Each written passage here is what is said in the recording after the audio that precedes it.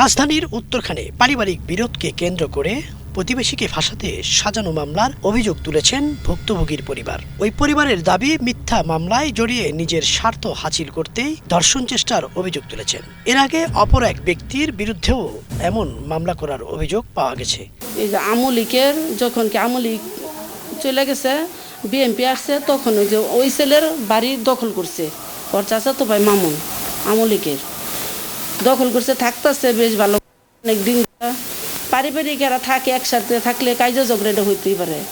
এখন এই যে আমার বড় ছেলের নামে আর মেয়ের জামাইয়ের নামে মিথ্যা, এরা নিজেরা শরীরে জখম করে। এই মেয়ের যেদিন রাত্রে বড় জালেরে যে কি ওদের সাথে ঝগড়া, বড় জালেরে ছোট জালে কামড়াইতেছে শরীরে, তালা দিয়া ভারী। উনি দেখছে জানালাদা, দেখা সাথে সাথে এই পাশে আসছে, আইসা জামাইরে বলছে যে দুলাভাই যে এই গঠন হইতেছে ঘরের ভিতরে। দিন বড় দৌড়াদৌড়ি করছে যে এগুলি, ওই মহিলা এগুলি কইরা থানাত গেছে, যাওয়ার পরে মামলা ঠিকই হারা নিয়ে নিছে। মামলা, হ্যাঁ, আমার বিরুদ্ধে। আমি দেশে কাজ করি, ওনার চাষার বাসার তাহি, কিন্তু বেজাল না হইলে মামলা দিয়ে দেয়, নারীদের মামলা দিয়ে দেয়। এটা সব জায়গাতে এরকম করে যত দৃষ্টগুলো আছে, মনে করি এখান থেকে মাস্টার বাড়ি যাবেন, ভালো মাছ যাবেন, হ্যাঁ, সব মামলা। এছাড়া কোনো উপায় নাই। আমি গরিব মানুষ, আমার কেন মামলা দিব? লাস্টে আমার বাঁচাইছে ওসি, নারীদের মামলা দিয়ে দেয়। তাহলে ব্যবসা এটা মিথ্যাবাদা ভাই, এটা মিথ্যাবাদী, এটি মিথ্যাবাদী মামলা। জাকিরের মতন ভালো লোকেই নাই। মামলার নথিতে উল্লেখ করা হয়, রাত 12:30 দিকে শ্যালক তার দুলাভাই মিলে প্রতিবেশীকে ধর্ষণের চেষ্টা করেন। জানতে চাওয়া হয়, ডাক্তার বলে দেওয়ার পরেও কেন ওয়ান স্টপ ক্রাইসিস সেন্টারে গেলেন না তিনি। ধর্ষণ করার মনে করেন মামলা করছি আমি মনে হয় 2 তারিখে, গত মাসে 2 তারিখে, এই মাসে 2 তারিখে। আমার হাজব্যান্ড আজকে 5 মাস যাবৎ মিথ্যা মামলা দিয়া ওরা মনে করেন জেলখানায় আছে। মহিলা মানুষটা মনে করেন বিভিন্নভাবে অত্যাচার, কারেন্ট নাই, পানি নাই, গ্যাস নাই, মাথার উপর চালটা খুলে নিয়ে গেছে। এই জায়গা থেকে বের হওয়ার জন্য বিভিন্ন ধরনের চেষ্টা করছে।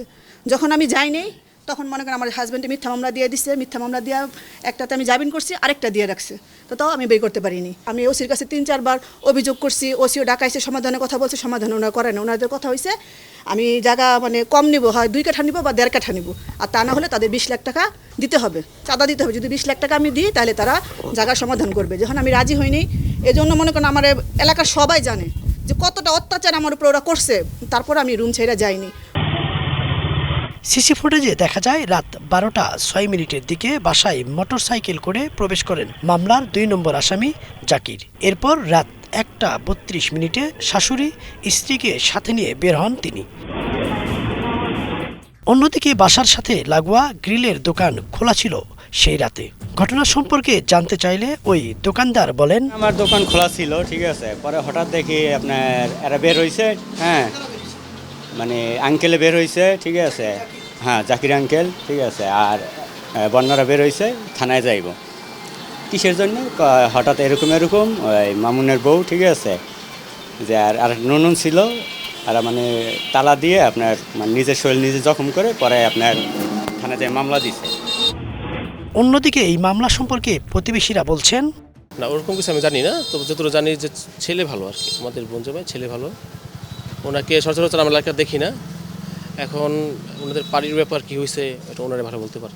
মামলা ফাঁসকা মামলা, এটা মনে করেন নিজের আঘাত নিজে করে রাত্রে নিজে মামলা করে আসছে। এখন তো জাকির ভাই এই কাম করে না, মিথ্যা মামলা, পুরা মিথ্যা মামলা। এটা কোনো ভুয়া মামলা দিয়ে লিছে, কিন্তু এই মামলা এটা হয় না। তো জাকির ভাই সাইডে যাবো, আবার সুন্দরভাবে বাসায় ঢুকবো, কোনো দোকানে আড্ডা দেবো না, কোনো আনতে চা খাবো না।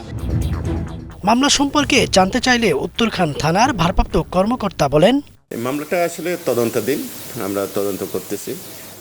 তদন্ত করতে যেয়ে আমরা দেখছি যে আসলে মামলাটার পিছনে তাদের হচ্ছে বিবাদীদের সাথে জায়গা জমি সংক্রান্ত দীর্ঘদিনের বিরোধ চলে আসছে।